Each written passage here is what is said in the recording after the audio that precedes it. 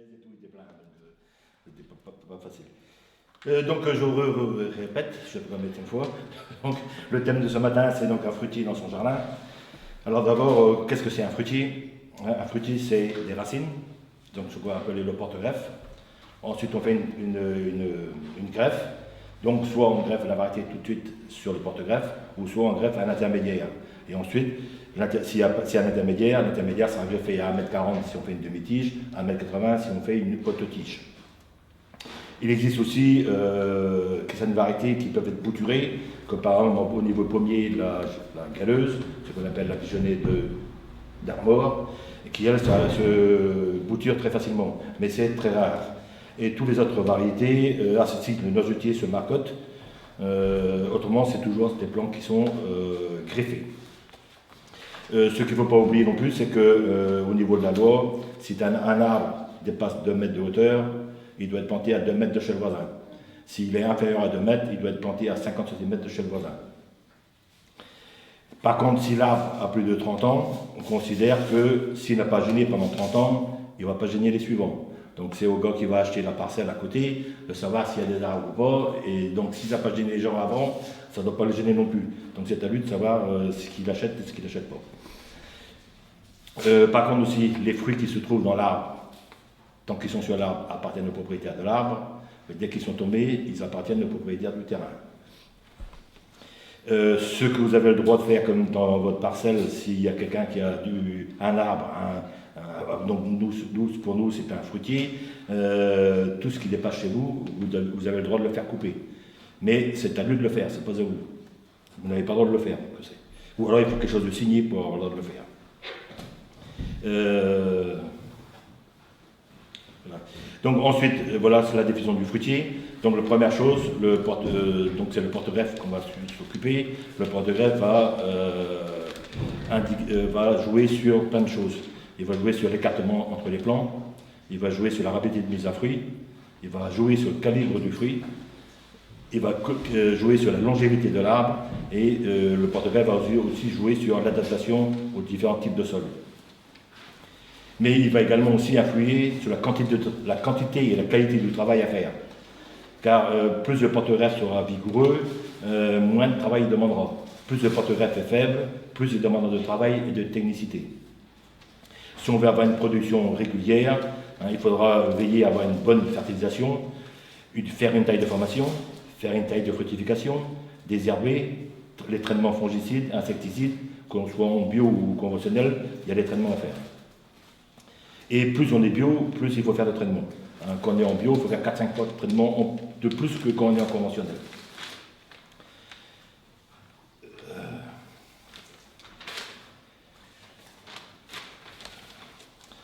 Donc ensuite, souvent ce que les gens font, ils plantent un arbre, et puis après, on met les mains dans les poches et on attend que ça produise. Mais c'est juste l'inverse. Lorsqu'on a planté un arbre, c'est là que le travail commence. Donc ça veut dire que si on veut une production régulière, il y a énormément de travail à faire. Donc plus de porte-greffe donc est vigoureux, moins de travail il demande. Plus le porte-greffe est faible, plus il va demander un travail quotidien, ou pratiquement tous les semaines, et avec plus de technicité. Et si on est en bio, ça demande encore beaucoup plus de technicité, parce qu'il faut veiller bien tous les semaines s'il n'y a pas d'attaque d'insectes ou de champignons. Parce qu'en fin de compte aussi, les produits dits bio, ce ne sont que des produits dits de contact.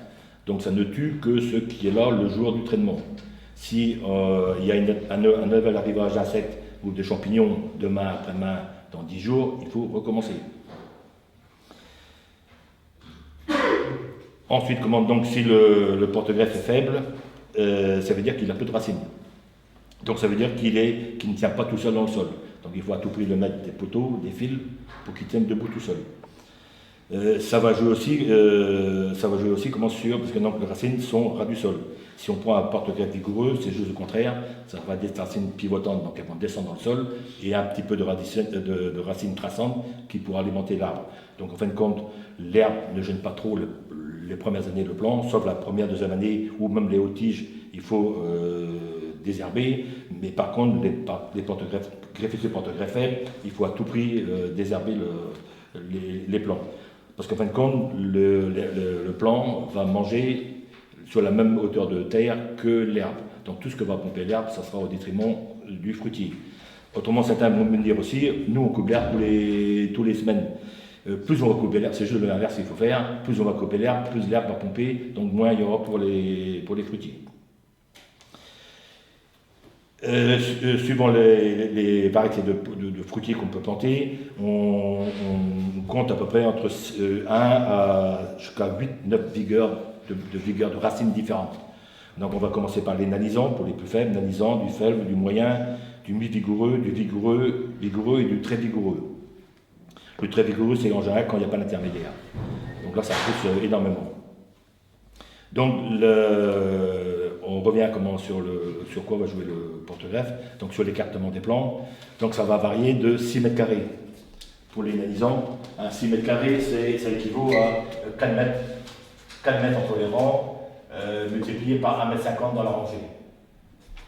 Donc il faut toujours mettre un minimum ici entre les rangs pour pouvoir passer le tracteur, si on a une grosse superficie. Donc sinon on peut les mettre à 3 sur 2 ou autre comme ça. Mais il faut toujours essayer d'avoir suffisamment de place ici pour pouvoir passer un appareil conséquent. Et donc le plus vigoureux, lui, ça va être des châtaigniers, hein, ça va être du 12 par 10. Donc c'est-à-dire 120, même, on peut même monter à 150 mètres carrés. Donc 120 mètres carrés, et ici 6 mètres carrés. Donc ça veut dire qu'on passe du 1 à 18, ou comme ça, de place en fonction de l'arbre qu'on va prendre. Et évidemment, il y a tous les intermédiaires entre eux. Donc là, c'est les nanisans, si on prend du faible, ça va être à 4 sur 4. Si on prend du moyen, ça va être à 6 sur 4. Si on prend de l'intermédiaire, comment j'ai dit ça, si on prend si on prend du mi-vigoureux, donc ça va être en général sur du LM111, on va être à 6 sur 5. Mi-vigoureux, et le vigoureux, on va être à 7 sur 7. Donc c'est-à-dire 50 mètres carrés. Et si on prend aussi le cas du châtaignier, hein, on est normalement c'est 10 sur 10 minimum. Donc 100 mètres carrés pour un arbre. Donc ça fait une certaine différence de couverture au sol suivant la variété d'arbres qu'on va choisir. Ensuite, comment donc le porte-greffe va jouer aussi sur le type de conduite des arbres. C'est-à-dire qu'on ne va pas conduire de la même façon de 6 mètres carrés, de 100 mètres carrés. C'est-à-dire que pour les types de conduite, pour les plus petits, en 4 sur 1,50 sur une nanisans, on va tabler, donc on va mettre des poteaux, le sol étant ici, on va mettre des poteaux, ils vont faire combien de 80 cm de hauteur, 80 à 1 mètre. Disons comment que le but c'est que les fruits arrivent à hauteur d'homme, qu'on n'a pas besoin de se baisser, qu'on n'a pas besoin de lever trop haut les bras pour ramasser les fruits. Donc on met des poteaux de 80 à 1 mètre, on tire un T qui va faire 50 cm de largeur, ensuite environ, et on va tirer 3 fils. Un chaque extrémité du poteau et un ici au milieu. Et donc on va planter nos arbres en plein milieu ici. Donc on va attacher le plan ici, là, ce qui ne tient pas debout tout seul. Hein. Donc là il y a 1,50 m. Et donc on plante au mois de novembre, décembre, janvier. Et dès le mois de mars suivant, on va venir étêter l'arbre à 10-20 cm au-dessus du fil. Le fait d'avoir étêté ici, il va y mettre ce qu'on appelle des gourmands. Et le but, ça va être au mois de septembre suivant de plier les gourmands sur les fils extérieurs. Le fait de plier les branches sur les fils extérieurs, on va ralentir la sève. Le fait de ralentir la sève, les bourgeons à fleurs vont se former l'année suivante et qui vont donner des fruits l'année d'après. Donc il faut 2 ans après l'arcure. Et l'arcure doit être faite toujours au mois de septembre. Pourquoi le mois de septembre? Parce qu'en fin de compte, l'arbre a fini de faire sa croissance et les branches sont encore flexibles. Le but c'est d'arquer au mois de septembre. Pendant l'hiver, le bois va se lignifier, il va durcir, et logiquement, les liens qui sont ici pour tenir la branche courbée ne servent plus à rien. L'arcure reste en place. B ici pour la forme, ça s'appelle la forme thésard. C'est la forme thésard, donc on laisse les liens attachés. Et après ici, toujours rien n'empêche après aussi s'il y a des branches qui poussent verticales ici, de les arquer sur les branches adjacentes, sur les fils adjacents. Ce qui est intéressant avec ce genre de porte-greffe, c'est que la mise à fruit est très rapide. On compte des tonnes à l'hectare au bout de 3 ans. Ici, sur les châtaigniers, il faut attendre 8-10 ans pour commencer à produire à 100%. On va commencer à avoir des fruits dès la 3e année, mais pour avoir vraiment une quantité de fruits assez intéressante, il faut attendre pas loin d'une dizaine d'années. Mais par contre aussi, ce genre de plan ici, ça va durer 20 ans, alors que celui-ci va durer 150, peut-être même 200 ans. La fin de compte, l'âge auquel on peut abandonner les plants est fonction de ce que l'arbre a mangé, de ce que l'arbre a à boire. Donc plus c'est comme nous, si on a bien mangé et bien à boire, et nous on sera en bonne santé, donc on vivra normalement plus longtemps que si c'était l'inverse. Mais ce qui est peut-être intéressant quand on a que les choses durent 20 ans, c'est qu'au bout de 20 ans, le goût des gens attend de changer. En 20 ans, on attend de trouver des nouvelles variétés.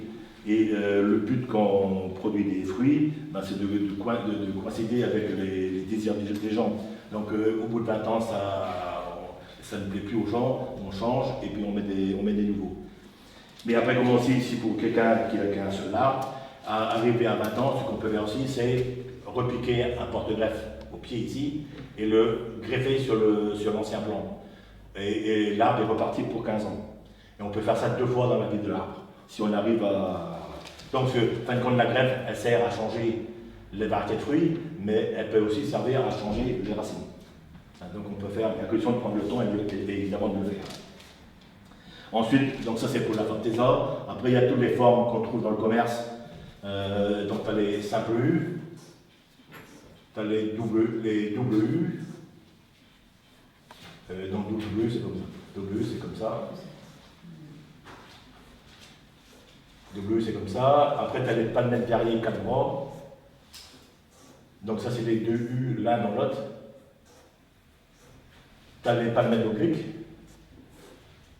Comme ça. Qu'est-ce qu'on a encore? Ah, les cordons. Avant, tu as les cordons ici à 40 cm de hauteur. Et tu as les cordons à 80 cm. Ça, en général, c'est pour faire les bordures de chemin, les bordures d'allées, comme ça permet d'avoir des trucs. Et puis maintenant, de plus en plus les nouvelles constructions de maisons neuves, ben, tu as combien? Tu as 400, 500 mètres carrés avec ta maison. Donc une fois que tu as mis ta maison au milieu, ben, tu n'as plus grande place pour planter des arbres. Ce genre de choses peut passer. Ensuite, comment dire, surtout dès qu'on arrive au porte-greffe faible, surtout moyen ici, on peut tailler les arbres, ce qu'on appelle l'axe central. Donc l'axe central, normalement, ce que ça veut dire, c'est qu'on garde toujours l'axe central en entier. Et le but, c'est de faire développer des branches dans les 4 directions différentes, voire même 5, ça dépend comment l'arbre est, entre 3 et 5. Donc si c'est des pommes à couteau, on va commencer à 80 cm de hauteur ici, et si c'est la pomme acide, on va mettre 1 mètre, 1 mètre 20. Pourquoi les pommes acides on met plus haut? Parce que les pommes acides se ramassent, tandis que les pommes à couteau se cueillent. Donc plus l'arbre sera court, plus sera facile à cueillir, et plus l'arbre sera haut ici, plus sera facile à ramasser les fruits dessous, parce que les pommes acides, ça se ramasse par terre. Donc la centrale, donc le premier étage ici va être à 80 cm, le deuxième étage va être à 40 cm plus haut, et ainsi de suite. Mais il faut que l'arbre ne dépasse pas 3,50 m la pose de l'année finie. C'est-à-dire que quand l'arbre est arrivé ici à la hauteur voulue, ben on va l'étêter au profit d'une petite qui pousse avec un angle fermé ici, et qui va faire une nouvelle tête, et ainsi de suite. Et surtout ce qui est important, c'est qu'il faut que la conduite de l'arbre soit en triangle. C'est-à-dire qu'il faut que les branches du bas soient plus développées que celles du milieu, et celles du milieu plus développées que celles du haut. Il faut se rappeler que les racines font remonter la sève brute des racines jusqu'aux feuilles. Au niveau des feuilles, la sève est élaborée et elle commence à nourrir les feuilles donc, en descendant. Donc les premiers qui vont être nourris, c'est celles du haut. Donc il faut assurer que les branches du bas soient plus développées pour qu'elle attire la sève jusqu'en bas. Si on fait l'inverse, si les branches du haut qui vont se développer en premier, ben ceux-ci vont garder toute la sève pour eux et ceux-ci vont mourir. Donc on n'aura plus que des fruits en haut. En plus, si les fruits sont en haut, le poivre est ici, une tempête normale et l'arbre est déraciné. Donc il faut à tout prix avoir un arbre avec les branches du bas plus développées. Et après sur chaque branche, ça va être exactement la même chose. Il faut que les branches d'ici plus près du tronc soient plus développées que celles qui sont en bordure. Donc toujours les triangles, donc ça. Autrement, les moyens ici, plus les porte-greffes vigoureux, eux vont être toujours tenus en gobelet. Donc c'est-à-dire qu'on a un pied qui va faire entre 40 à 1 mètre, et on va faire partir 3 charpentières qu'on va subdiviser en 6 sous-charpentières, et normalement l'arbre sera à peu près développé. C'est-à-dire que si on garde trop de branches, il y aura des fruits partout, mais s'il y a des fruits partout, ils sont petits. Si on veut avoir des fruits suffisamment, pas trop, mais suffisamment gros, il faut à tout prix pas avoir trop de branches. Par contre aussi, ici dans le gobelet, ce qui peut arriver, c'est qu'il y a une branche qui part plus vite que les autres et qui puisse partir de l'axe central. Donc en fin de compte, on peut aussi faire un mélange entre le gobelet et l'axe central sur le même arbre. Les arbres, moi je pars du principe qu'il ne faut pas trop contrarier les arbres. Si l'arbre part en gobelet, je fais un gobelet. S'il part en axe central, je fais un axe central. S'il part parce qu'il y a eu une tempête, parce qu'il y a eu des branches cassées comme ça, s'il y a une branche qui part plus vite, qui part en axe central, ben je la garde. Ça évite de contrarier l'arbre, et moins on contrarie, plus il va produire. Et donc, peu importe qu'on fasse des mixages ou quoi, ce qui est important ici, c'est le nombre de mètres carrés au sol pour chaque arbre. C'est le racine ici qui va commander la grandeur, la surface au sol prise par chaque arbre.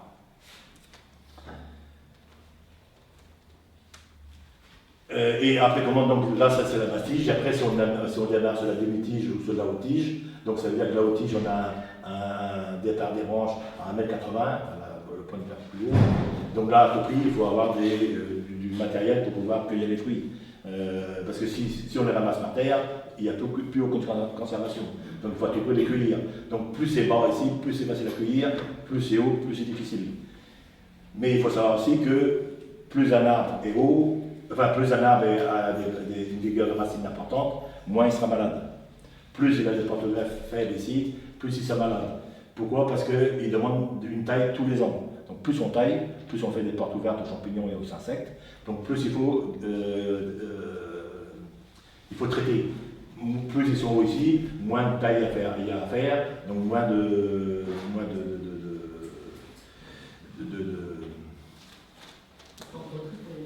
ouais, moins de oui, ça équivaut à ça, mais c'est pas le mot que je cherchais, mais ça équivaut à ça, donc moins de traitement à faire, et plus l'arbre se porte mieux. Et ici, comment on peut se permettre de louper les tailles pendant 1, 2, 3 ans? Ici, sûrement ici, tous les ans, il faut que ce soit taillé. Et donc les différentes porte-greffes différents ont incriminé plus ou moins de travail suivant la vigueur du porte-greffe. Bon, ça en général c'est pour les pommiers. Pour les pruniers cerisiers, il existe aussi à peu près 3-4 vigueurs différentes. Et on peut également mener des cerisiers, des pruniers sous la forme TESA. Pour le cerisier, on va utiliser le porte-greffe Tabel et Tabriz, et pour le prunier, on va utiliser du Saint-Julien. Donc on peut très bien faire des plants comme ça, avec des cerisiers, avec des pruniers. Les cognaciers, on ne connaît qu'un seul porte-greffe, c'est du cognacier. La même chose que pour les poiriers. Le porte-greffe du poirier, c'est des cognaciers. Pour les pêchers, on va être obligé de les conduire comme ça ici en gobelet, avec des petits troncs. Pêcher, donc les pêchers, ça équivaut à tout ce qui est brugnon, nectarine, pêche plate, enfin tous les variétés issues du pêcher. Vont être menés comme ça aussi les néfliers, les noisetiers. Le noisetier, c'est tout pas de touffe. Si on veut avoir des fruits, le noisetier, on va le garder à pied. Il peut être petit, il peut faire seulement que 40 cm de hauteur et faire partir les charpentières, comme un pommier. Mais ce qui est le plus intéressant des noisetiers, c'est qu'on ne fait qu'une taille de formation. On ne fait pas de taille de fructification. Le seul but ici de la taille du noisetier, c'est d'éclaircir à l'intérieur de l'arbre et pour que le soleil rentre dans l'arbre. Parce que si on ne fait pas de taille à l'intérieur, on va avoir les fruits qu'à l'extérieur. Par contre, si je fais une taille ici à l'intérieur, le soleil va venir à l'intérieur de l'arbre et j'aurai des fruits à l'intérieur et à l'extérieur. Si on les fait partir en touffe, tous les ans, il y a ce qu'on appelle des gourmands qui ne fait que du bois et qui va prendre toute la sève au détriment du fruitier lui-même. Donc il faut à tout prix avoir un pied et tous les gourmands qui vont pousser de la base ici, les supprimer 1 à 2 fois par an. Enfin, une à deux fois les premières années, et après, normalement, lorsque le peuplement de noisetier est plein, il n'y a plus de lumière au tronc, à la base, donc il n'y a plus de départ du moment. Ça simplifie énormément les choses. Par contre, ça c'est pour le noisetier. Par contre, le figuier, c'est juste l'inverse. Le figuier, le tronc est vide, enfin c'est de la moelle. Et j'ai eu vendu sur Papol, et j'avais dit de les mettre en tige comme ça, à une tempête normale en mois d'août, ça a cassé la tige ici, la flotte est rentrée dedans, et la souche est morte. Donc si on les fait partir ici en CP, enfin en CP, on va regarder que 3, c'est tout, hein, on va pas regarder 5, 6, 3 suffit, et après on va les subdiviser. Et s'il faut même ceci les arquer, on va faire une mise un peu plus rapide, mais seulement 3, parce qu'en fin de compte, si un jour ça casse, il y a toujours un ou deux qui va casser, mais pas tous. Il y aura toujours un qui va rester vivant. Il va permettre à la souche, elle de rester vivante et de repartir l'année suivante. Et après, comment il y a les châtaigniers, donc ça va être les grands écartements, ça va être 12. Normalement, le minimum, c'est 10 sur 10. Chez moi, j'ai une allée de châtaigniers. Et donc, ils ont grandi et ils sont arrivés à 22 mètres dans l'autre sens. Donc, c'est-à-dire 12 mètres de chaque côté. Et ils ont envahi, il y avait une rangée de noisetiers, il y avait là maintenant, le joli, il y avait un pommier, il y avait 2 rangées de pommiers qui n'existent plus. Les châtaigniers ont tout bouffé. Et le châtaignier, il bouffera toujours un pommier. C'est un arbre beaucoup plus puissant. Dans le châtaignier, il y a aussi une possibilité d'émettre des noyers. Le noyer, par contre, lui, le châtaignier, lui, c'est un arbre de terrain acide, donc bien fait pour nous. Le noyer, c'est un arbre de terrain calcaire. Et par définition, en Bretagne, on a des terrains acides. Il y a quelques poches de terrain calcaire, mais ils ne sont pas nombreux. Donc le noyer, au lieu de mettre à 10 sur 10, quand on aura mis à 9 sur 8, ou voire même 9 sur 9, ça dépend du sol qu'on a, ça suffira largement. Donc 8 fois 9, ça fait 72 mètres carrés. Parce qu'il n'est pas sur ces terres. Par contre, si on met des noyers, ou bien même si on met quelle autre variété qui pousse au terrain calcaire, l'amandier, on a intérêt à remonter le pH avant la plantation si on peut, et à la plantation, et après tous les ans, il y aura apporté du calcaire en élargissant le cercle d'épandage pour que le noyer, quand il se développe, il trouve une terre plus adéquate avec son pH. Pour trouver le soleil, c'est pousser vertical. Et s'il pousse vertical, ils ne font pas de fruits. Si on veut qu'un arbre fasse des fruits, il faut à tout prix ralentir la sève. Et le meilleur est évidemment les arcures. Donc si on plante des arbres serrés, on ne peut pas faire les arcures avec, donc l'arbre il va pousser vertical et il ne fera pas de fruits. Et le minimum pour un pommier? Le minimum pour un pommier, c'est donc 4 sur 50, 6 mètres carrés. Le minimum. Et il y a un arbre automatiquement qui va culminer, aller à 1m50, 1m80 de hauteur, pas plus. Et jusqu'à quelle profondeur, si on veut mettre des fleurs au pied de l'arbre, les racines, jusqu'à quelle le problème, c'est que on met des fleurs, on met autre chose. Tout ce que va pomper, surtout tout dépend du porte-fleur qu'on va choisir. Si on prend du anisant, tout ce que les fleurs ou n'importe quoi va pomper, ça sera au détriment du fruitier. Par contre, si on met des hautes tiges, des châtaigniers ou des pommiers à 7 sur 7, on peut mettre ce qu'on veut partiment, parce que le sarracénien n'est pas du tout le même, lui il ira manger en profondeur, ce que ne fera pas le nanisant. Bon, après, on peut toujours aussi faire un mélange, mais bon, c'est aussi, si on fait un mélange, dans ce cas-là, les dimensions de châtaignier sont à augmenter. Parce qu'un hectare de terre peut produire tant de matière sèche. Cette matière sèche, elle est divisée entre tout ce qu'il y a. Donc après, c'est à chacun de trouver son milieu.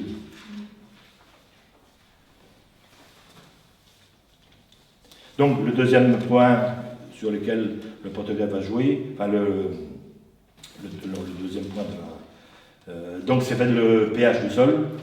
Donc la majeure partie de tous les fruitiers vont demander un pH de 6,2, 6,5, donc proche de la moyenne.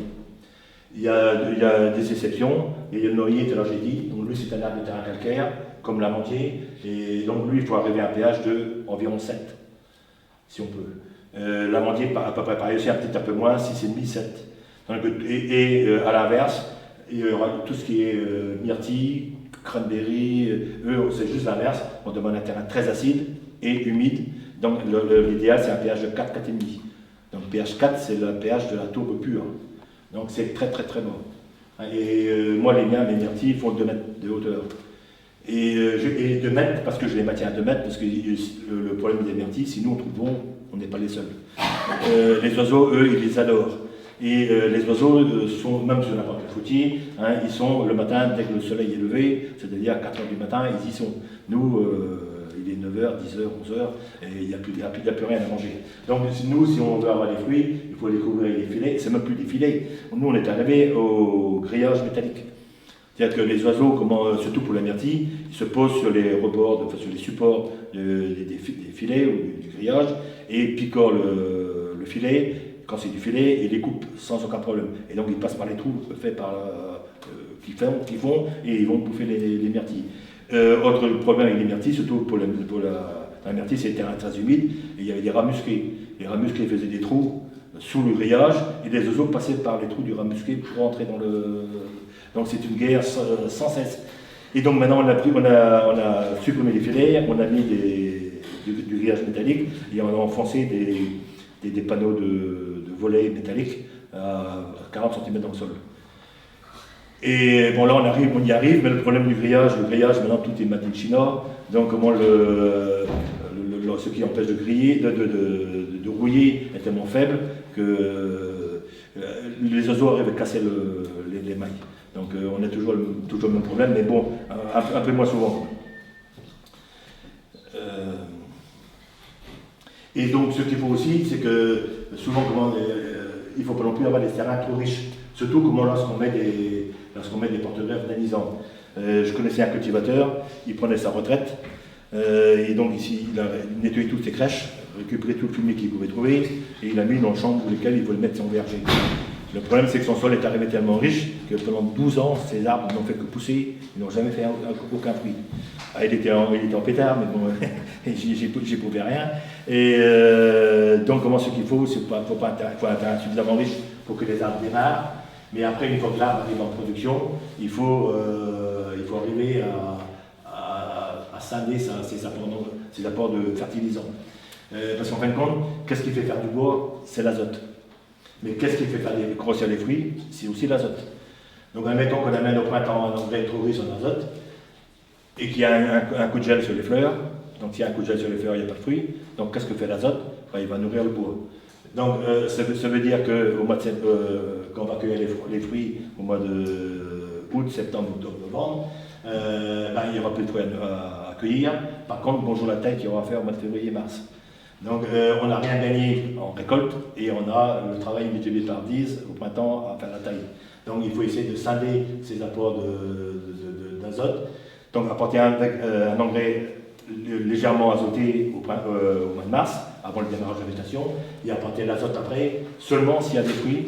Donc l'azote, on va l'apporter qu'à partir du mois de mai. Donc mai, juin, juillet s'il faut, suivant si c'est une variété active, mi-saison ou tardive. Et donc l'engrais, l'azote peut être amené avec de la consoude, avec du purin d'ortie, enfin de l'ortie ou du purin d'ortie. Donc on peut trouver des choses pour pouvoir apporter les différents éléments. Et on trouve aussi dans le commerce des engrais dits de fond qu'on va apporter maintenant. Maintenant en automne, par exemple ça va être des beaux chevaux, de l'or brun. Et qu'est-ce que c'est ça? Ce sont un amalgame de fumier, donc beaux chevaux, bovins, cheval et ovins, dans lequel ils rapportent des oligo-éléments. Donc dans ce genre d'engrais, d'engrais de fumier, de fertilisant, il faut bien les étiquettes, parce que donc les apports en oligo-éléments ne sont pas du tout les mêmes, suivant le nom de l'engrais, ou le numéro plutôt que c'est l'or brun ou le beau chevaux. Donc bien les étiquettes avant d'en apporter. Et après, apporter de l'azote sous forme soit de traitement foliaire, soit un rapport à niveau litière. En même temps, ça fait office de désherbant et ça fait aussi office d'insecticide, parce que les orties, c'est un bon insecticide et ça permet aussi d'avoir une meilleure qualité de sol. Donc en faisant une chose, on en améliore 2 ou 3 en plus. Donc ce n'est pas plus mal. Parce qu'il faut aussi savoir que qu'est-ce qui empêche un arbre qu'est-ce qui permet de limiter la hauteur d'un arbre? C'est pas le sécateur, c'est pas la tronçonneuse, c'est la production de fruits. C'est-à-dire que plus un arbre va faire des fruits, moins il poussera, donc moins de taille il en aura à faire, plus facile ce sera de limiter la hauteur des arbres. À l'inverse, s'il n'y a pas de fruits, ben, qu'est-ce que l'arbre va faire? Toute la sève, je vous répète tout à l'heure, toute la sève va alimenter le bois et ton arbre va continuer à pousser, s'élargir et ça n'arrêtera jamais. Les apports en consoude en ortie, en purin, il y a une concentration particulière? Ben, tout dépend de où on démarre par rapport à la qualité de son sol. Donc lorsqu'on fait une plantation, la première chose à faire, c'est faire une analyse du sol complète. Savoir qu'est-ce qu'on a et où on doit arriver. C'est m'est arrivé une fois, par définition, le terrain est assis en Bretagne, et il y a un gars qui a acheté un château, et il m'a dit, je veux refaire le jardin qu'il y avait avant, il y avait un enclos de murs, et je lui ai dit, tu aurais intérêt à apporter de l'azote en quantité, du calcaire en quantité sur ton jardin, parce que certainement il doit être acide. Alors je lui ai dit, fais une analyse de sol, il fait une analyse de sol, le pH était à 7. Déjà, donc j'allais lui dire d'apporter du calcaire alors que c'était l'inverse, il faudrait en enlever.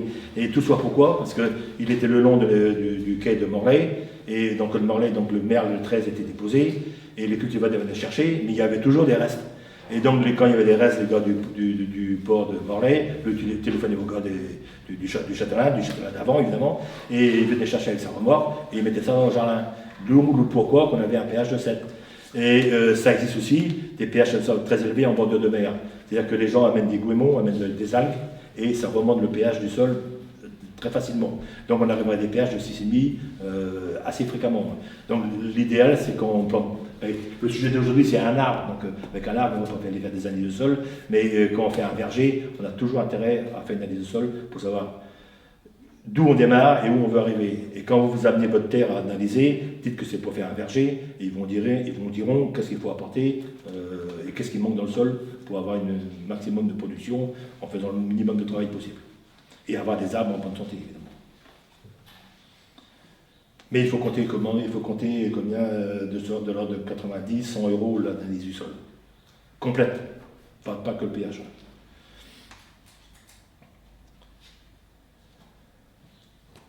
Et aussi, comment ce qui va limiter aussi la végétation, c'est aussi, surtout comme on peut ici, ou plus dans le sud de la France, c'est la chaleur d'été. Donc ici, je ne sais pas comment c'est ici, mais chez moi je suis du centre Finistère, chez nous il manque de la chaleur.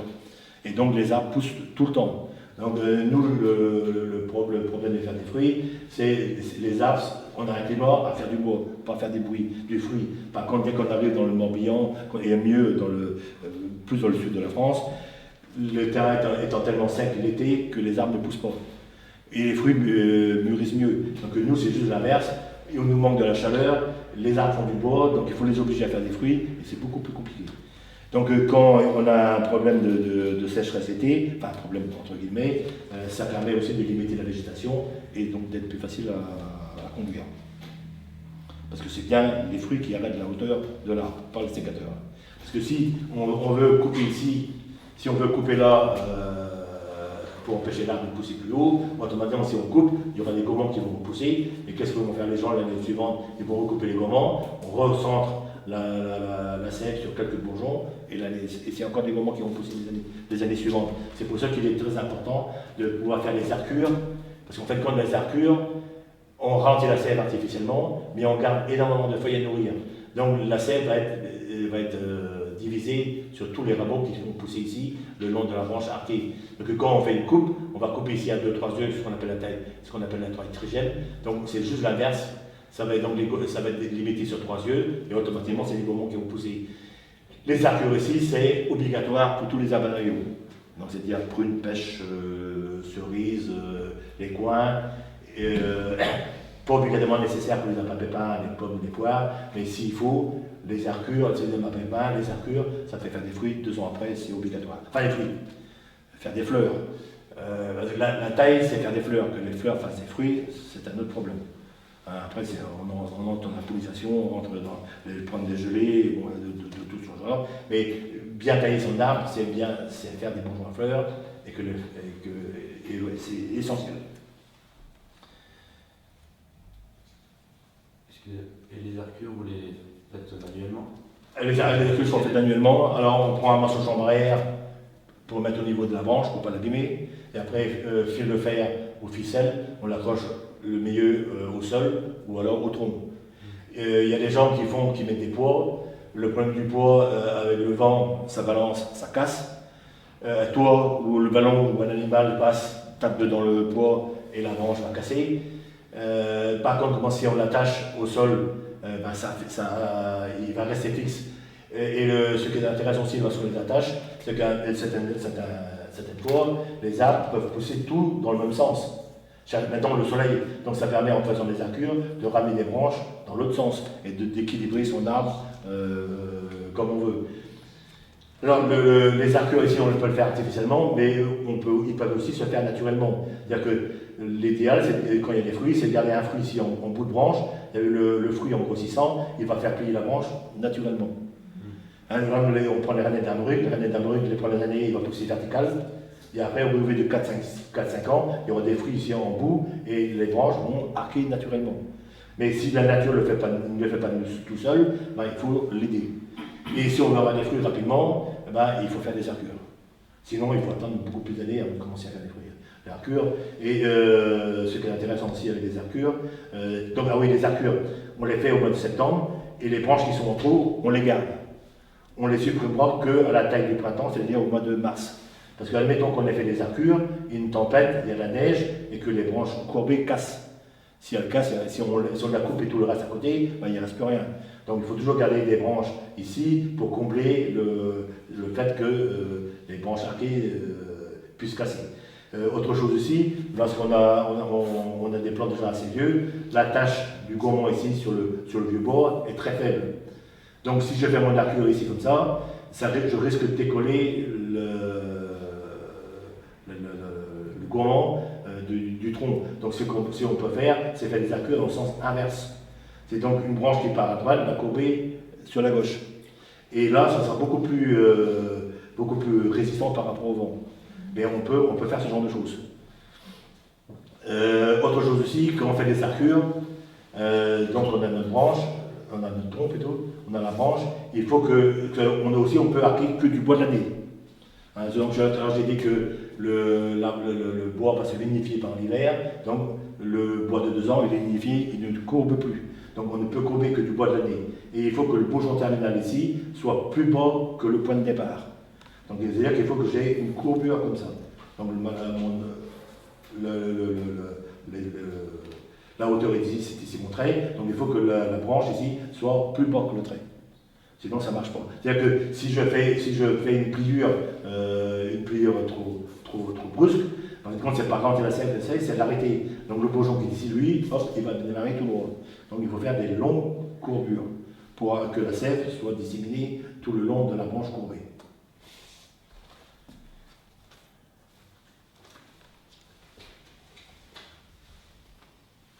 Voilà. Donc ensuite, donc on a vu le sol, donc maintenant il va falloir aussi choisir, donc si on ne prend qu'un seul fruitier, il faudra choisir que des variétés auto-fertiles. Parce que si on met une variété qui n'est pas auto-fertile, il ne produira jamais aucun fruit. Donc dans les variétés auto-fertiles, déjà le noisetier, on ne peut pas l'utiliser. Le noisetier, il faut 2 variétés minimum. Parce qu'en fin de compte, sur le noisetier, la fleur mâle et la fleur femelle ne sont pas à maturité en même temps. Donc il faut mettre minimum 2 variétés pour que l'un pollinise l'autre, et l'autre pollinise l'un, et d'avoir des fruits dans les deux. Donc il faut à tout prix savoir quelles sont les variétés qu'on a pour pouvoir mettre en face celles qu'il faut. On ne peut pas non plus prendre des variétés tétraploïdes. Beaucoup de variétés de pommiers, de poiriers sont tétraploïdes. C'est-à-dire comment que la fleur mâle, les étamines, sont stériles. Donc on prend par exemple une belle bosco, on prend une canada, on prend des thym frais, tout seul, ils ne donneront jamais de fruits. Moi que chez le voisin, il y a ce qu'il faut. Quoi. Mais lui tout seul, il ne prendra pas de fruits, donc il faut à tout prix mettre une variété à côté, auto-fertile, qui les pollinisera. Mais il faut pas compter sur lui pour polliniser ni lui-même, ni les autres. Donc, si on met qu'un seul fruitier, les variétés tétraploïdes, on peut plus. Dans les poires aussi, tu as la poire la bretonne, la seule qui est intéressante au niveau grosseur, c'est la beurrée d'Amanlis, elle est tétraploïde aussi. Donc il faut mettre à tout prix notre variété de poire à côté pour la pollinisation. Et la pollinisation, ce n'est pas la maturité du fruit qui compte, c'est la date de floraison de l'arbre. Par exemple, la belle bosco, c'est une variété tardive, mais à floraison hâtive. Donc si on prend une belle bosco, il faut prendre une variété à floraison hâtive pour la polliniser, et non pas une variété tardive. Par contre, des variétés tardives à floraison précoce, ça existe, mais des variétés hâtives à floraison tardive, ça ne peut pas exister. Parce que les arbres seraient en fleurs, que les fruits seraient déjà mûrs. Donc ça ne peut pas arriver. Mais l'inverse est très fréquent.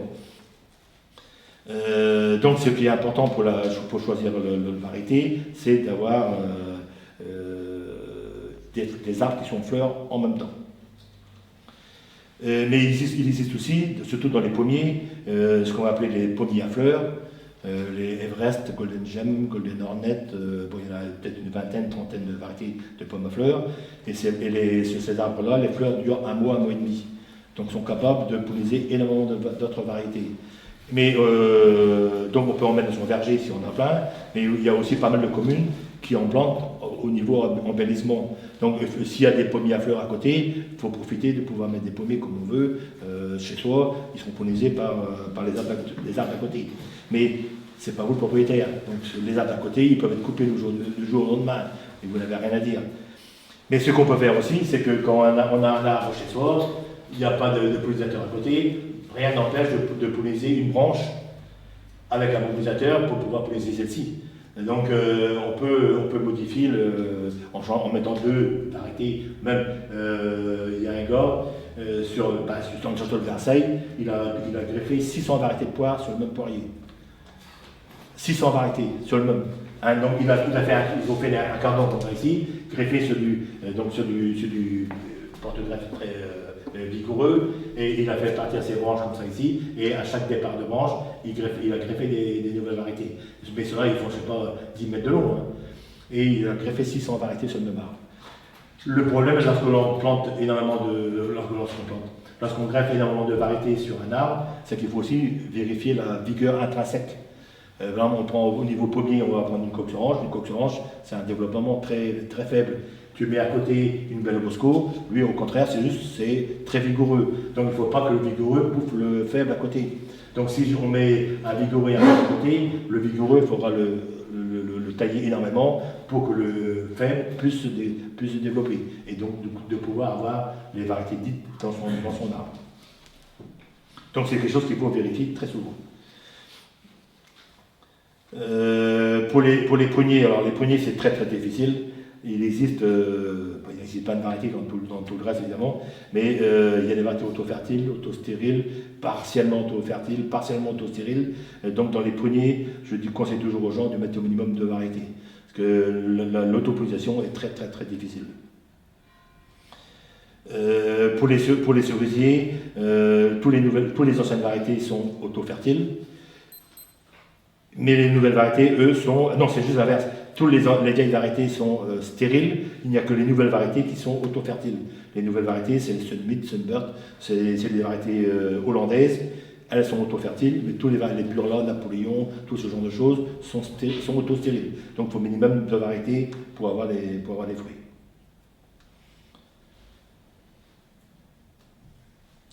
Donc dans tous les cas, si on a un problème de variété, le problème c'est qu'il faut savoir quelle est la variété qu'on a plantée, pour pouvoir savoir mettre le porte-greffe en question, enfin l'autre variété en question qui va polliniser la première variété.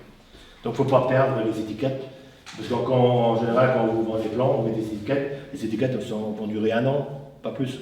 Donc il faut faire un plan PLN, des plans PLNTS. Et le mettre où il faut pour ne pas l'oublier et ne pas le perdre.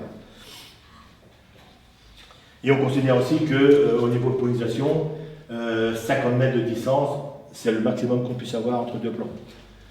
Et encore 50 mètres, ça veut dire tout et rien à la fois. Si on met un pommier ici, je mets à 50 mètres plus loin un pommier qui est censé polliniser celui-ci. Si on met des arbres ici à feuilles persistantes, le pollen, lui, ne traversera pas. Ou alors, il faut avoir des abeilles. Les abeilles, elles peuvent passer par-dessus. Mais encore faut-il avoir des abeilles. Donc, 50 mètres, s'il n'y a rien entre eux, 50 mètres, c'est la longueur, c'est la distance maximum qu'on puisse accepter. Donc, les abeilles, tous les bourdons, tous les butineurs, une abeille peut butiner jusqu'à 10-15 fleurs à la minute. Donc, et les abeilles, elles voient les choses du haut. Donc, les distances, pour elles, c'est pas si important que ça.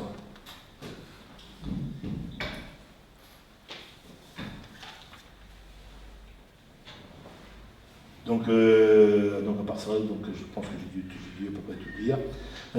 Ensuite, donc on a fait le choix de variétés auto-fertiles.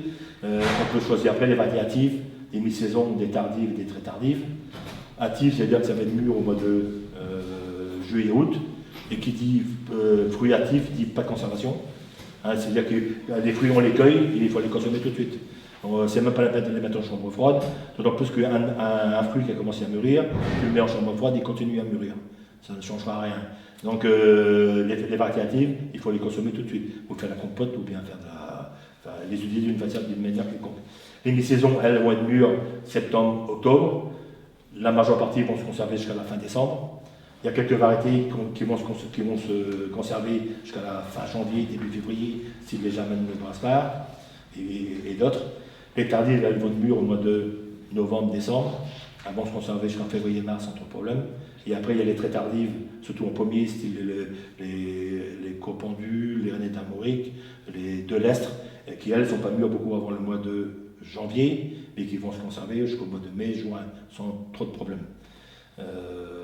Par contre, après, si on veut avoir des fruits qui sont bons, il faut les garder le plus tard possible sur l'arbre. C'est-à-dire que souvent, les fruits sont cueillis trop tôt. Et si les fruits sont cueillis trop tôt, ils ne peuvent pas mûrir. Une très tardive, il faut essayer d'attendre la mi-novembre avant de les cueillir. Mais si on vous dit tempête demain, il vaut mieux les cueillir aujourd'hui trop tôt que les ramasser demain par terre. Donc tout est une question de moyenne. Et puis de ce qu'on te dit la météo, mais après aussi, bon, sauf cette année, chez nous toujours, on a eu des gros dégâts. Quand la météo dit tempête, en général, il n'y a rien. C'est ça le problème. Et quand ils disent rien, c'est là qu'il y a des gros problèmes. Mais bon, non, mais ce coup-ci, ils ne se sont pas trompés. Donc là, on ne peut rien dire. Mais bon, enfin, moi, je ne peux rien dire.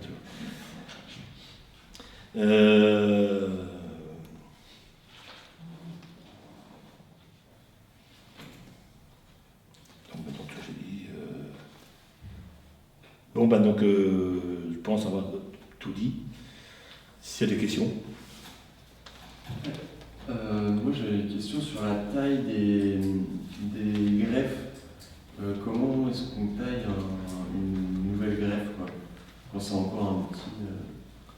Ah, ça dépend des greffes. Ça dépend quelle greffe. Alors du coup c'est taille sur des pommiers, sur des porte-greffes nanisants. Et Sur les maisons, soit tu formes la forme TESA, soit tu peux les former en simple-U, en cordon, et tu peux aussi les former en drapeau marchand. Drapeau marchand, c'est donc tu mets des poteaux évidemment, et tu tires 4 fils, 50, 1 mètre, 1 mètre 50, 2 mètres de hauteur, donc tu les plantes ici à 45%.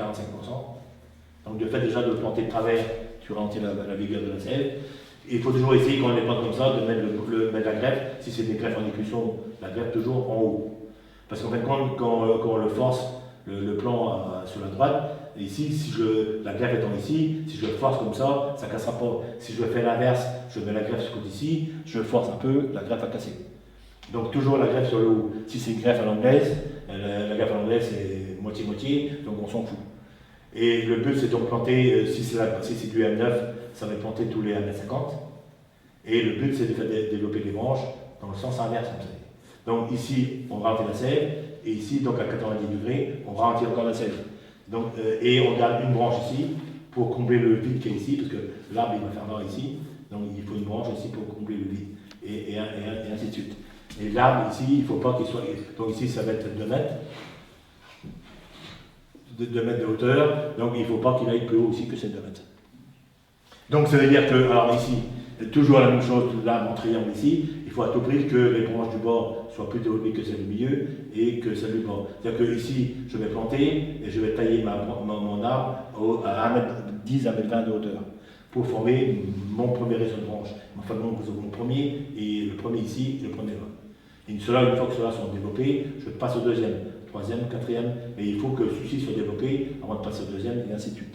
Donc tant que celui-ci n'est pas développé, il faut que je garde ici la hauteur de mon tronc. Alors, et quand ça s'est développé, je monte petit à petit.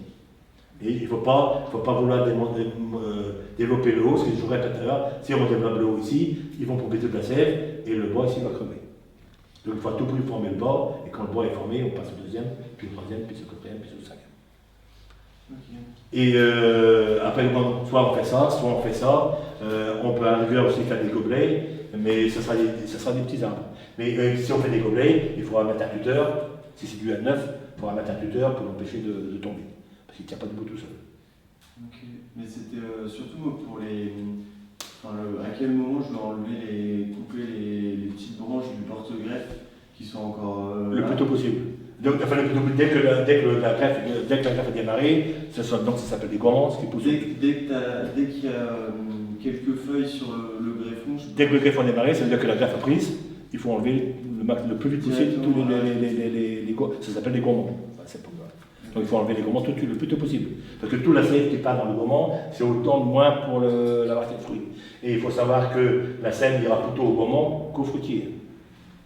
Souvent, comment ça arrive, surtout comment, chez nous, il y a plein d'anglais, ils sont pas là souvent, donc ils achètent la haute tige ou la demi-tige. Le problème, c'est que des fois, ils attendent un an pour venir, et puis, je répète à un gourmand va toujours pousser beaucoup plus vite que la partie greffée. Donc, quand ils arrivent au bout d'un an ou 2 ans, quand le gourmand ici est beaucoup plus beau que la partie greffée, qu'est-ce qu'ils font quand ils arrivent? Alors, soit il est beau, on va garder le beau et on coupe la greffe.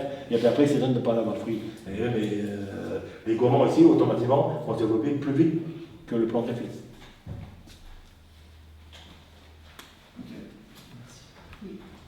Oui, enfin, toi drôle, vas-y. Oui, le premier. Vas-y.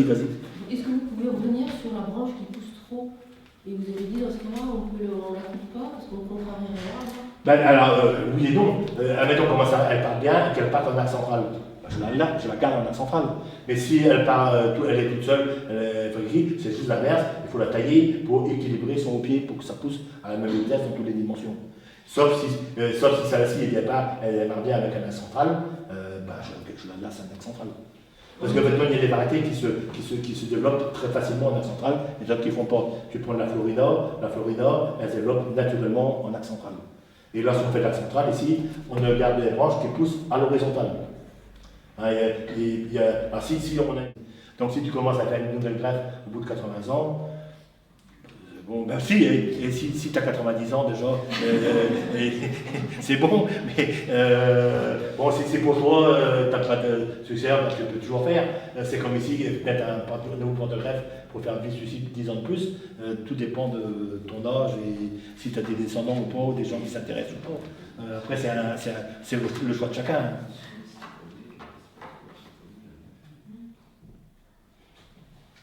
Oui. Pour l'apport en ortie, on passe forcément par un purin? Non, tu peux amener du broyat, tu mets des orties tout court. Le problème, c'est qu'il ne faut pas amener des orties en fleurs. C'est tout. Voilà. Donc le but, c'est d'amener les orties les plus fraîches possibles, les plus jeunes possibles. Dès qu'ils arrivent vieux, déjà, comment tu diminues le taux d'azote et ils se mettent en fleurs. Et donc, si tu mets des fleurs d'orties sur ton sol, automatiquement, l'année prochaine, tu as des orties qui poussent. Et c'est peut-être pas plus mal non plus. Mais il faut venir les couper et puis venir ramasser les fruits ou les herber. Bonjour les mains. Mais bon, il faut amener des feuilles jeunes, plus jeunes possible. Et tu fais un bûche, donc tu empêches les mauvaises herbes de pousser, et ça apporte de l'engrais et ça améliore la qualité de ton sol. Et ça joue au fils d'insecticides. Donc on a toujours intérêt à le faire si on peut. Mais par contre aussi, quand on fait un paillage, le paillage se fait toujours au printemps. Et il faut que le paillage soit détruit, soit détérioré pour l'automne. Parce que si on fait l'inverse, si tu mets un paillage, les mulots, eux, ils vont dans le sol, ils vont être à l'abri de la pluie, il y aura à bouffer, le garde-manger sera là, ils vont être heureux. Moi, c'est m'est arrivé, une année, j'avais arraché des arbres pour une commune quelconque, dans le sud-Finistère. Il dit, bon, je dis, je suis prêt à livrer. Ah, on ne peut pas, il y a la neige partout. Donc, il faut reporter la livraison. Donc, je le remets en jauge chez moi. Bon, s'il y avait la neige dans le sud-Finistère, il y avait aussi la neige chez moi. Donc, faire une jauge, c'était pas facile. Donc, je l'ai fait plus ou moins bien. J'ai mis mes plants en jauge, j'ai remis de la terre plus ou moins bien. Donc, avec plein de trous dedans, évidemment. Et il y a eu la neige, les mulots étaient dessous. Et ils m'ont bouffé tous les arbres. Les gars m'ont dit, ça y est, on est prêt à planter, tu peux livrer. J'ai dit, ok, demain j'arrive, je déterre mes plants qui étaient prévus pour eux. 90% ont été bouffés. Donc je dis, j'ai été rappelé pour dire que j'étais obligé d'attendre 8 jours supplémentaires pour pouvoir les arracher et livrer. Mais ils m'ont tout bouffé. Et il faut savoir aussi que plus le porte-greffe est faible, plus ils sont appétents pour les mulots, tous ces machins. Chez moi, j'ai géré un petit peu, mais j'avais mis 2 rangées mettons, de M9, du 26, du 106, dans des vigueurs différentes, du châtaignier, du noyer, remis du M9. Les mulots, ils ont bouffé les M9, ils ont goûté les 26, les 106, les Bittenfelder, les châtaigniers, ils ont retrouvé du M9, mais là ils ont fait les rangs en entier. Hein. Et ensuite ils sont revenus, parce qu'ils arrivent au bout, ils sont revenus, ils ont pompé le 26, et après le 106, et ainsi de suite. Et ils mangent d'abord ce qui est meilleur, et puis après ils fassent le reste. Donc plus le porte-greffe sera faible, plus il sera appétant pour les mulots. Donc il faut et les mulots, le problème c'est qu'on s'aperçoit que parce qu'il y a des trous dans le sol. Donc si on a un paillage ici, on ne voit pas les trous. Et on va s'apercevoir au printemps, comment mon arbre il est mort, comment ça se fait. Et en fin de compte, souvent, c'est les mulots qui ont bouffé toutes les racines. Et les mulots, ça bouffe. Surtout l'hiver. Surtout que s'il neige. S'il neige, il n'y a rien à manger à l'extérieur, donc ils restent dans le sol, et tu peux être sûr qu'ils ont vite fait d'aller sur les racines. Donc c'est un peu dangereux de mélanger les M9 avec d'autres. Ça les attire un peu. Ça attire les mulots. Non, mais il faut vérifier que les mulots ne fassent pas trop de dégâts, c'est tout. Non, on peut très bien mettre des M9, hein, mais il faut à tout prix, parce que là, le paillage, c'est très bien, mais il faut que pour l'automne, le paillage soit détruit, naturellement. Et recommencer à ramener du paillage au printemps. Et donc s'il y a des trous de mulots, les mulots, il faut les détruire, ou alors c'est l'arbre qui sera mort. Et comment on les détruit? En les empoisonnant. Ouais, c'est ça. Autrement, il y a toujours moyen de mettre aussi pour les effrayer, mais ils vont aller ailleurs. Donc, en fin de compte, tu déplaces le problème, c'est tout. Il n'y a pas d'autre solution, ou là, ou le fusil, mais bon. Il faut être bon et être patient. Mais bon, Donc c'est une mauvaise idée de pailler les arbres avec, par exemple, du fumier de chèvre non, de cabane. non, c'est très bien, mais il faut le mettre au printemps pour qu'il soit décomposé pour l'automne. Non, au contraire, non, il faut mettre du paillage, il faut empêcher les mauvais arbres de pousser, tout ça. Non, au contraire. Mais il faut que tout se soit détruit, tout se soit détérioré pour l'automne. Pour l'automne, au début d'hiver. Maintenant. Pour voir après s'il y a des dégâts. Et s'il y a des dégâts, il faut venir très vite. Hein, parce qu'ils en font du dégât. Surtout s'il se met à neiger, on ne voit plus rien. Donc c'est là qu'il y a les gros dégâts. Et même, moi j'ai vu je stocke pas mal de plants dans mon hangar, en avance. Certaines années, les mulots viennent bouffer les racines des arbres directement dans le hangar. Donc je suis en lutte permanente. Et même ceux de la haute tige, viennent bouffer les racines sur les hautes tiges, dans le hangar.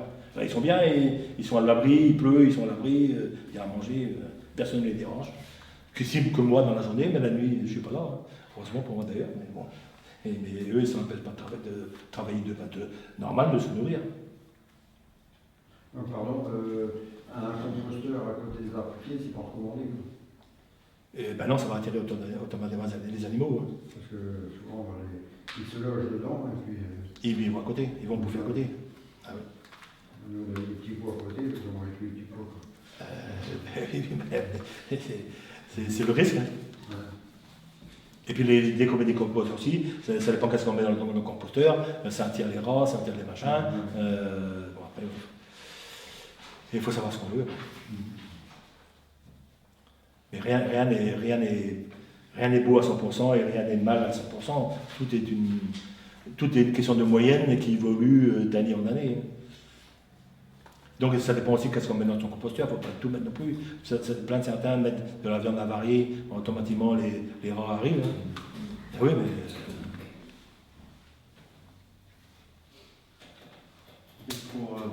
Pour maintenir un arbre, un L9 par exemple, sans faire une allée, enfin une rangée, en maintenir qu'un seul, est-ce qu'on peut juste mettre un tuteur? Oui.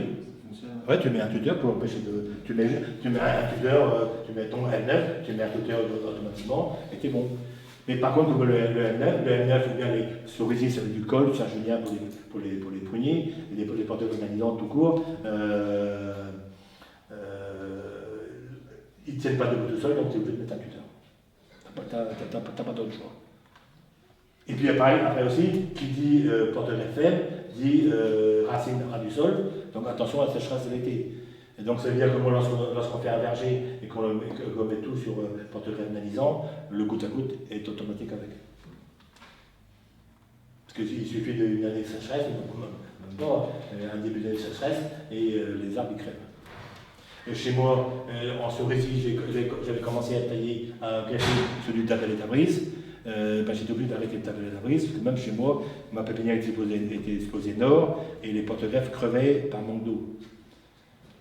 Donc j'ai supprimé le tablet à brise, et le plus faible chez moi en cerisier, tu vas trouver du colt. Du colt, c'est un porte-greffe, on va dire, moyen. Ici, les colts, donc ça va, mais le tablet à brise, j'ai dû arrêter, parce que je n'avais pas les moyens de m'amuser à arroser les plants l'été. Il faut que ça vienne naturellement. Parce que le problème de l'avenir, ça va être le problème de l'eau. Et le prix de l'eau. Parce que si on a un verger tout en M9 ici, ça veut dire donc le goutte à goutte, où on va trouver l'eau et à quel prix. Parce que le prix du kilo de la pomme, c'est combien 2 € le kilo 1,50 € même. Donc l'eau, la pâte, elle a coûté cher. C'est pour ça maintenant que de plus en plus, les vergers qu'on trouve au niveau industriel sont greffés sur du moyen et de plus en plus maintenant sur des porte-greffes vigoureux. Il ne faut pas avoir un problème d'eau. Parce que le réchauffement de la planète, enfin moi personnellement, je suis pour. Parce que le vin de camp, pour pouvoir produire des fruits, le facteur limitant chez nous ici en Bretagne, surtout chez moi, donc, dans le Finistère centre, c'est le manque de chaleur. Donc nous, s'il y avait un réchauffement de la planète, enfin un réchauffement de la température, moi personnellement, je serais content. L'année dernière, il a fait très beau l'été, on a eu une récolte de châtaignes record. On n'a jamais fait autant. Il y avait des variétés qui n'ont jamais produit de châtaignes, que je dis de châtaignes, des grosses, évidemment des petites, des enfants, mais des grosses que l'année dernière, parce qu'on a eu un été superbe. Cette année, le mois de juillet, août a été dégueulasse, ben les châtaignes sont beaucoup moins belles. Et c'est vrai pour tous les fruitiers. Le facteur limitant, chez nous, ici en Bretagne, c'est le manque de chaleur. Tu vas dans le sud de la France, l'été c'est archi sec, c'est même l'inverse, il faut arroser. Donc nous, les arbres, pratiquement, ces dernières années, ils ne s'arrêtent même pas de travailler. On a eu ces dernières années, les kiwis, ça se taille au mois de janvier. Dans certaines années, on n'a même pas pu tailler les kiwis. La sève, il y avait de la sève tout l'hiver. Et il y a une année, on avait passé en tracteur, les kiwis on passe dessous avec le tracteur, et on a placé une branche avec la grosseur du petit doigt ici, et 22 litres de sève sont sortis d'avoir cassé une seule branche. Donc si je taille mon kiwi, les 3/4, voire les 4/5 des branches sont coupées, tous mes arbres sont morts. Donc il faut à tout prix faire des tailles en arrêt complet de la végétation. Et chez nous, ces dernières années, c'est très compliqué que la végétation s'arrête. En plus, maintenant, on n'a plus d'hiver. Tu as vu la température qu'il fait encore aujourd'hui là c'est affolant. Mais bon, on est obligé de faire avec. Je suis à présent.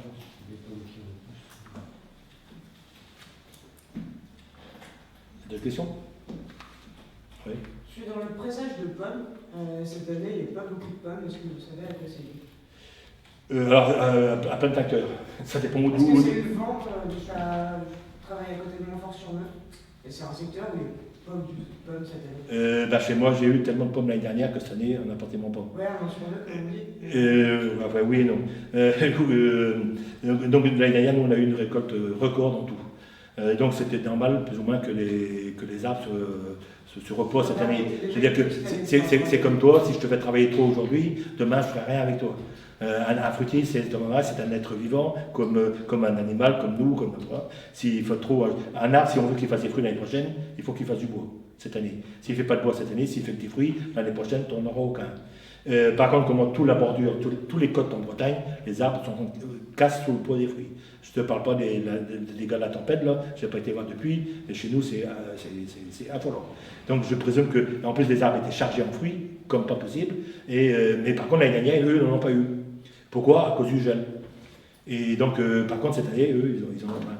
Alors, ça, c'est le fait du gel, ça peut être aussi le fait donc de l'herbe qu'on produit, du gel, ça peut être aussi comment que pendant la floraison, il pleut tout le temps. Par contre, donc je répète ce qu'on veut, si on veut avoir des fruits tout le temps, il faut en enlever une partie des fruits pour que l'arbre fasse du bois et d'avoir des fruits beaux. Et donc, si on presse des pommes pour faire du cidre ou du jus de pomme, plus les fruits seront gros, plus il y aura de jus. Plus les fruits sont petits, plus ils seront secs, moins il y aura de jus. À la tonne, évidemment. Donc, ce qu'il faut faire, c'est surtout comment on fait de la pastige. Un des gros problèmes de la pastige, c'est supprimer une partie des fruits. Des fois, ça peut être supprimer la moitié des fruits. Et quand est-ce qu'on supprime les fruits sont à supprimer au mois de juin. Si tu les supprimes les fruits au mois de juillet, au mois d'août, la sève, ça y est, elle est déjà dans les fruits, donc tout c'est la sève perdue. Et en général, ce qu'il faut essayer de faire quand on fait le tri au mois de juin, parce que le problème c'est d'enlever les mauvais fruits et de garder les bons. Parce que si on enlève tous les bons et qu'on garde les véreux, arrivé le printemps, t'as plus rien, la récolte, t'as plus rien. Donc ce qu'on peut faire, c'est secouer les branches au mois de juin, normalement tous les fruits véreux tombent, la majeure partie. Donc on voit ce qui reste. Et après, en fonction de ce qui reste, on enlève. Normalement, c'est un fruit tous les 10 cm.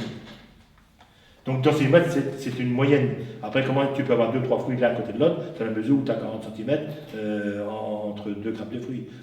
Tout ça, c'est des moyennes.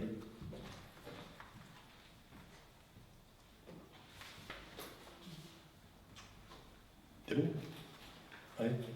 On dit toujours qu'un cerisier, ça ne se taille pas. Alors ça ne se taille pas, mais ça se forme. Alors je reviens toujours à la même chose. Normalement, les cerisiers, c'est des arbres à noyaux. Donc logiquement, on a le pied, et à tout prix, il faut faire des arcures. Et si on fait des arcures, on fait des fruits rapidement. Et si on fait des fruits rapidement, il va faire des fruits, donc il ne fait pas de bois, donc il n'y aura pas de taille à faire. Mais les premières années, il faut bien les former. Et lorsque ils sont bien formés, logiquement, après, il y a beaucoup moins de taille à faire. Ce qui pousse vers le haut, on peut le tailler. Tu peux tailler, et plus que le tailler, si c'est pas trop haut, si les branches sont encore suffisamment jeunes, c'est faire des arcures. Parce qu'on ne peut arquer, je répète, que des branches de l'année.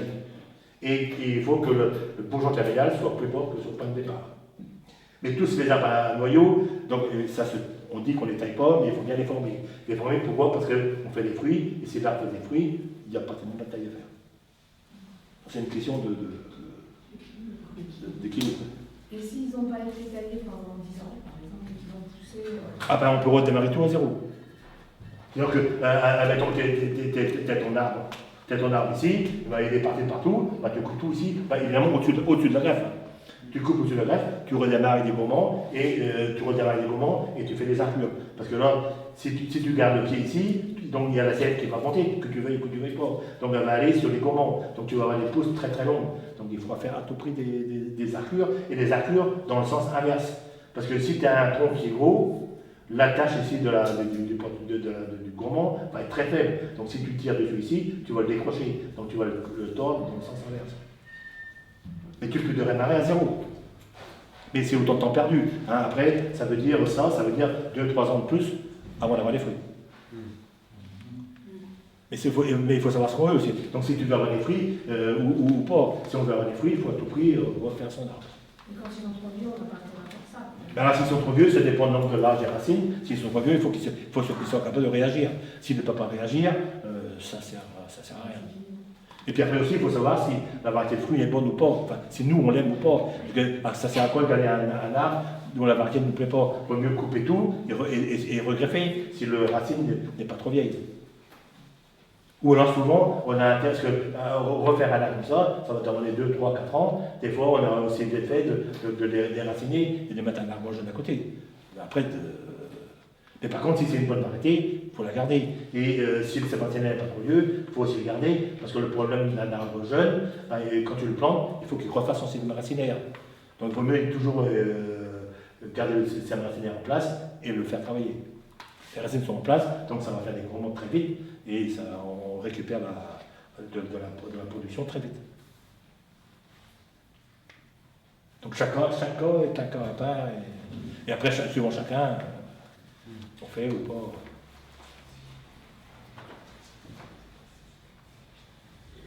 Oui. Pour un arbre qui n'a pas été taillé depuis le début, De notre cas, on a un jardin partagé, ils ont planté des fruitiers, ils n'ont jamais été taillés. Ils ont 4 ans. Est-ce que vous partirez à 0 aussi? Ah non, 4 ans, moi, il y a pas la fouille, peut-être pas oui, peut-être pas non. Tout dépend comment il est. Je ne peux pas dire, je ne sais pas essayer le but d'ici. Mais bon, si on peut récupérer ce qu'il y a déjà. Est-ce qu'il y a des fruits dedans? Oui, il y a quelques fruits, mais pas beaucoup. Ouais, donc là, maintenant, ça commence à être tard, mais quoi que il y a encore des fleurs. Là, le jour d'aujourd'hui, tu vois les bourgeons à fleurs.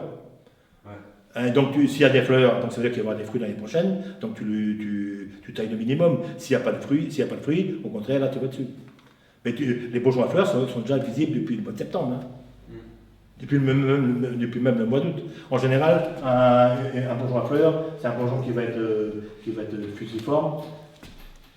Et tu vas avoir, tu as 5-6 feuilles qui partent du même bourgeon. Un bourgeon à bois, il va être plaqué contre le tronc et une seule feuille. Un bourgeon à fleurs, c'est filiforme, donc perpendiculaire à la branche, et 5-6 feuilles qui partent du même endroit. Ça, c'est une fleur. L'autre, c'est du bois. Donc, il faut à tout prix, ce qu'on taille, c'est pour ça qu'il faut attendre le plus tard possible pour tailler au printemps, c'est pour voir la distinction entre les bourgeons à fleurs et les bourgeons à bois. Et quand on fait la taille, c'est justement garder le maximum de bourgeons à fleurs et de couper le maximum de bourgeons à bois. Par contre, on taille jamais juste après un bourgeon à fleurs. Si? Alors non, souvent quand on taille juste après un bourgeon à fleurs, c'est-à-dire que toute la sève va arriver ici et le bourgeon à fleurs peut se transformer en bois. Donc en général, on va couper 2-3 yeux plus loin. Donc après, tout dépend aussi, parce qu'il faut toujours essayer d'équilibrer son arbre. Donc si il a bien poussé, il y a plein de bourgeons à fleurs ici, je vais faire une coupe longue. Si au contraire, il n'y a pas de fleurs ici, moins, je vais faire une taille courte pour obliger l'arbre ici à se couvrir de bourgeons à fleurs. Et quand c'est couvert ici, je passe à l'étape suivante. Et c'est toujours la branche la plus faible qui part en comparaison avec le reste. Donc je fais sur la branche la plus faible, et puis après j'établis. Il faut que mon arbre soit égal partout, donc tout est fonction de la plus faible.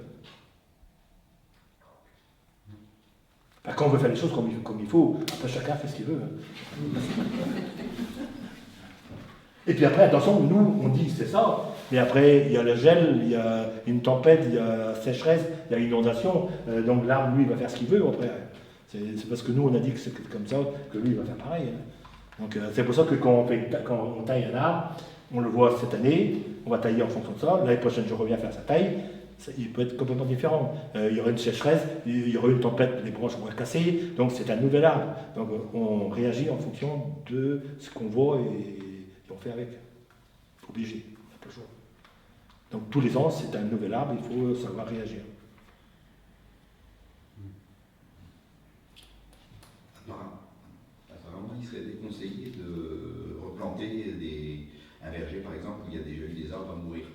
Alors oui et non. Oui, si c'est un problème de maladie racinaire. Donc si c'est une maladie racinaire, la maladie est dans le sol. Donc tu remets la même chose, automatiquement ça ne va pas marcher. Par contre, si tu mets, parce que donc il faut, par rapport au niveau des greffage, donc les malus, les pyrrhus avec les pyrrhus, donc les malus, les pommes, pyrrhus et les poires, les pruniers. Alors les pruniers, cerisiers, pêchers, tout ça c'est des prunus. Donc tout ça c'est greffé sur le même porte-greffe. Donc tout ça, ça fonctionne. Par contre, donc il faut bien mettre le malus. Donc si tu mets donc des pommiers qui ont un mal racinaire, tu es obligé de mettre des pyrrhus ou mettre des prunus, mais pas mettre de malus. Mais tu peux remettre autre chose. Parce que les maladies, c'est suivant le porte-greffe, c'est suivant la variété de racines. Donc il faut changer de variété de racine. De variété, de malus ou de pyrrhus ou de comme ça. Et est-ce qu'il y a une solution miracle quand un arbre est mal enraciné? Si l'arbre est mal enraciné, la première chose à faire, c'est de réduire la végétation. Oui. La mesure tu réduis la végétation, il y a moins de prise au vent, donc l'arbre va refaire son système racinaire. Et lui mettre un cutter. Ça peut très bien se faire comme ça. Parce qu'en fin de compte, il faut toujours avoir aussi une moyenne entre le système racinaire et le système foliaire. En sachant toujours que c'est les systèmes racinaires qui commandent. Donc si j'ai beaucoup de racines, je peux avoir beaucoup de bois. Si j'ai peu de racines, je suis obligé d'avoir moins de bois. Souvent, quand on fait les plantations, quand on arrache les arbres, c'est pas toujours le même enracinement, parce que quand l'arbre est en terre, on ne voit pas ce qu'il y a dessous. C'est quand il va être déraciné qu'on va voir. Et lorsqu'on déracine, il est plus ou moins bien déraciné aussi. Quand on arrache avec le tractopelle, les racines peuvent rester dans le sol. Donc l'arbre sera beaucoup moins. Donc tout est fonction toujours du système racinaire. Donc si ce racinaire est atrophié, il faut couper énormément dans la végétation et faire une moyenne. Et ça, un arbre, les branches sont cassées, enfin les racines sont cassées, ça se refait tout seul. Mais tu mets un tuteur dans le sens inverse et tu réduis la surface molière.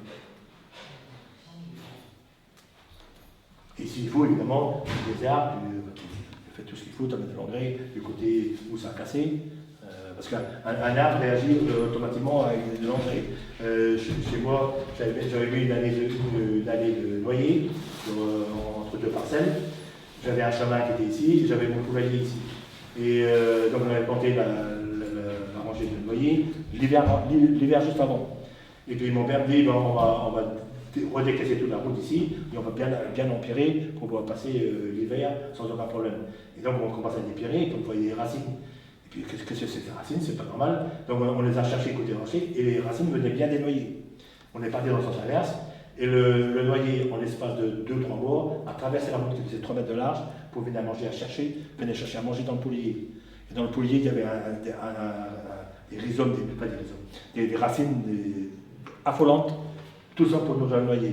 Le noyer a senti qu'il y avait à manger là, il est venu direct chercher à manger. Mais si ça, se souvient de dire, n'était pas vrai, la nature, les arbres n'existeraient plus. Un arbre, s'il n'a pas assez à manger où il est, il va automatiquement chercher où il y en a. S'il sent. Mais ils peuvent le faire comme 50 mètres facile. Tu mets des sacs d'engrais à 10 mètres de l'arbre, tu peux être sûr que la racine va directement chercher. Direct. Mais c'est sûr aussi que si tu mets de l'engrais ici, l'herbe aussi va pousser. Les arbres, ils iront directement chercher. Donc, quand tu as un arbre, quand tu as les racines cassées, tu mets de l'engrais ce côté-ci, côté cassé, et ça repart. Ça va très vite. De toute façon, ça se voit l'année suivante. Si tes racines sont bien faites, tu auras un feuillage vert foncé. Tu verras bien que ton arbre est en bonne santé. Et c'est quand tu as des arbres feuilles claires, feuilles marron, là, il est temps de commencer à poser des questions. Surtout quand tu as des dégâts de bulot, là tu vois comment tes feuilles ont commencé à roussir. Et souvent après, tu prends ton arbre, tu le soulèves, tout est bouffé. Donc ça se voit quand l'arbre est bien important au niveau du feuillage. J'ai pas remis les points de maladie. Il n'y a aucun inconvénient à replanter tout un verger là où il y a déjà eu un verger de pommes, par exemple. Si ce n'est pas un problème racinaire, si ce n'est pas un problème de maladie racinaire des arbres en place, on peut. Si c'est une maladie fongicide, on peut. Si c'est racinaire, on ne peut pas. Mais il est évident aussi qu'il est préférable de changer de parcelle, parce qu'en fin de compte, un arbre, il va toujours pomper les mêmes éléments à la même hauteur du sol, donc il est plus intéressant de changer aussi de... Parce qu'en culture, on change de culture tous les ans, mais les arbres, on ne peut pas. Donc si on a eu un verger pendant 50 ans, il est préférable de changer de parcelle. Parce que tu as appauvri ton sol, ton ciment, à la même hauteur. Ou alors peut-être qu'il faut changer les porte-greffes. Pour ne pas manger dans la même hauteur de sol. Et la parcelle laissée vide, alors il y a quelque chose à faire à ce moment-là? Ah ben il faut planter autre chose. La parcelle vide, c'est où tu as planté, tu as mis des fruitiers. Donc dans ce cas-là, tu remets ce qu'il y avait avant dans l'autre. Enfin, il faut tourner. 50 ans 2 fois. Hein? 50 ans 2 fois, c'est foutu. Ah ouais. Ah ben oui, mais le sol il s'appauvrit aussi, hein, donc il faut remettre des choses, et puis dès qu'ils ne mangent pas à la même hauteur, c'est tout.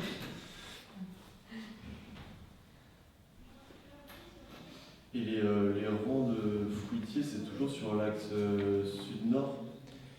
Nord-sud, c'est mieux, oui. Pour qu'ils aient du soleil à l'est au matin, et à l'ouest dans l'autre sens. Et donc, ton soleil tourne. Donc pour aller... Mais bon, tout dépend comment. Si on est dans l'autre sens, on est dans l'autre sens. L'idéal, c'est sûr, c'est nord-sud. Mais après, nord-sud, ça va dépendre aussi de la pente. Si tu as un terrain qui est plat, tu n'as pas de problème. Mais si tu as un terrain qui est en pente, tu es bien obligé de suivre la pente. Donc tu seras obligé de le mettre dans le sens où il est. Et de le planter en fonction de la pente. Parce que ton tracteur, si tu le mets en dévers, il va cabaner. Ton tracteur, tu es obligé de le mettre dans le sens de la pente.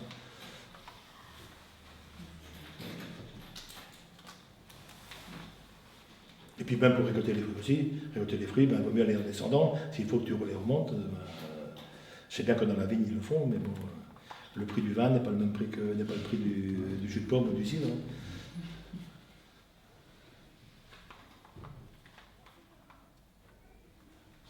C'est bon? Non, c'est bon, à l'heure pour aller manger. Hier, ça m'a duré.